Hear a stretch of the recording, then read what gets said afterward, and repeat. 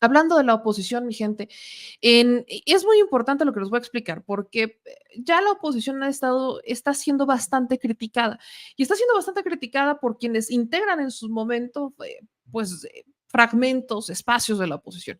En este caso, Luis Ernesto Derbez, el rector de la UTLAP, de la Universidad de las Américas Puebla, eh, anuncia que Beatriz Paredes va a ser una maestra, ya de por sí Beatriz Paredes ya daba cursos, ya daba materias ahí ocasionales, especiales de maestría, pero ya anuncia que Beatriz Paredes se integra de manera más formal. Y en este anuncio pues sale el tema de la oposición y Luis Ernesto Derbez le dice a la oposición que en realidad ya no existe oposición y que lo que deberían de hacer es empezar a poner en orden sus ideas porque realmente están haciendo mucho ruido. Es más, les dice que ya dejen de chillar. Escuchen esto.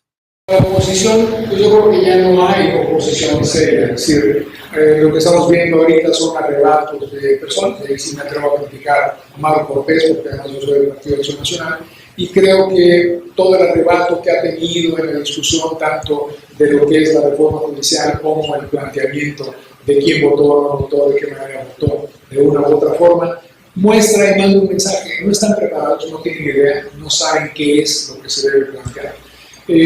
Si yo estuviera, digamos, actuando ahí, que gracias a Dios no, pero si estuviera, una de las cosas que le diría a la gente es, olvídense de seguir patéticamente brincando, chillando y llorando, empiezan a pensar un plan serio de reconstrucción, no solo del partido de oposición, sino también de planteamientos. Si va a haber elecciones de jueces, pues empiecen a prepararse para estas elecciones de jueces. Hagan planteamientos correctos, presenten antes de que se adelante alguien más cuáles serían las leyes secundarias que ustedes consideran que deberían ser aplicadas. Cosas de esa naturaleza, creo que debe estar realmente pensando en una posición seria. No lo veo. Y no es el único. También Damián Cepeda, que ha sido bastante crítico de la oposición, dijo que ya es momento de pensar en el 2027, en 2027. Dice que qué es lo que se puede hacer ya con esta supermayoría que tiene Morena y hace llamados a la oposición a reconfigurarse y a pensar en cómo construir su propia mayoría en 2027. Vamos a escuchar lo que dijo Damián Cepeda.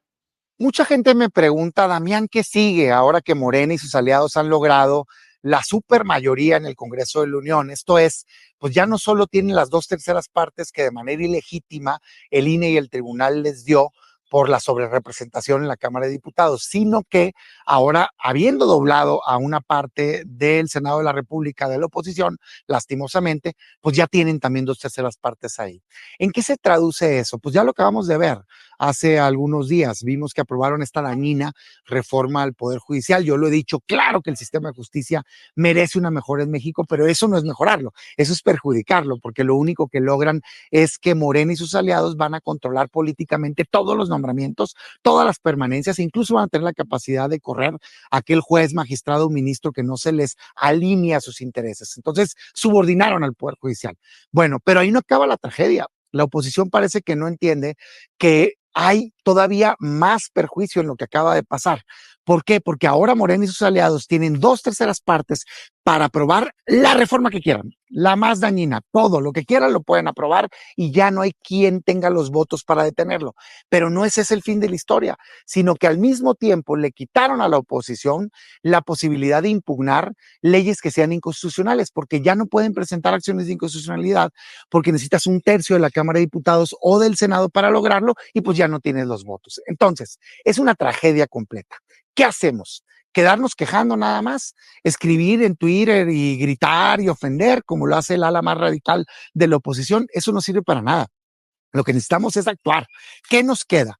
Nos queda únicamente nuestra voz. Necesitamos las voces más fuertes, más articuladas, que tengan la mayor capacidad de argumentar para, tanto al interior del Congreso como desde fuera, en medios de comunicación, en redes, con el ciudadano, argumentar en cada reforma dañina que quiera implementar Morena, decir por qué no es el camino adecuado a seguir, por qué eso significaría un daño para México y siempre presentar una reforma positiva como alternativa.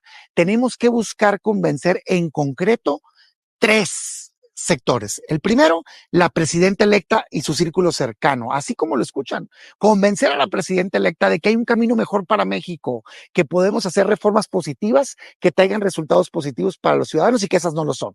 El segundo, tratar de convencer a la mayoría de Morena y aliados en el Congreso. Y sé que me van a decir, no puede ser, que ingenuo, no tengo un pelo de ingenuo, tengo bastante experiencia en política. Por eso sé que claro que se pueden convencer. Ellos tienen una mayoría muy apretada de 1, 2 votos. Oye, pues nada más acuérdense que en la pasada legislatura se les fueron varios senadores que pasaron de Morena a la oposición o que votaban en consecuencia con lo que creían que era más adecuado. ¿Por qué hoy no lo podemos lograr? Claro que lo podemos lograr, pero no se va a lograr ofendiéndolos, no se va a lograr gritándoles nada más, se va a lograr argumentando y convenciendo. Pero 3, si no es suficiente esto, lo que vamos a hacer es visibilizar los daños que se le están haciendo a México, mostrárselos a los ciudadanos, convencerlos que hay una mejor ruta, un mejor proyecto, y eso va a ir abonando para que hacia el 2027 logremos hacer ver la importancia que se tiene de tener contrapesos en la Cámara y ganar desde ahorita la esperanza de cambio de todos los mexicanos de cara al 2027. Ese es el plan de acción. No nos podemos dar por vencidos. No sirve de nada, nada más quejarse. Vamos a convencer con argumentos que un México mejor es posible. Yo a eso me voy a dedicar y te invito a que nos sumemos. Pero yo la pregunta que tengo es de dónde lo va a hacer, ¿no? Porque no va a dirigir el PAN, eso queda perfectamente claro. El PAN sigue cerrado y si se queda en el camino de la dirigencia con Jorge Romero, pues tampoco va a haber esperanzas. Entonces yo no sé exactamente qué propone Damián Cepeda. Digo, se escucha muy padre, ojalá la oposición fuera madura, ojalá la oposición fuera responsable, digo, ojalá, pero eso no lo veo, digo, ojalá, pero y pareciera un sueño muy lejano y utópico, evidentemente, para la oposición. Pero ya van varios personajes que lo que les dicen es, dejen de chillar, ya dejen vamos a empezar a trabajar, vamos a ganar con argumentos. Yo le pregunto a Damián Cepeda, ¿desde dónde va a ganar con argumentos? Cuando en el PAN habrá algunos que simpaticen con él, pero no necesariamente creo que sean la mayoría. No, no va a participar para la dirigencia del PAN.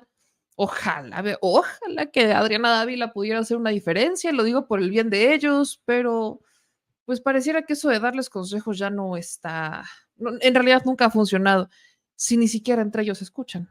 Imagínense usted dónde vamos a llegar. La pregunta es, ¿desde dónde van a construir a una oposición madura? Parece que no hay lugar.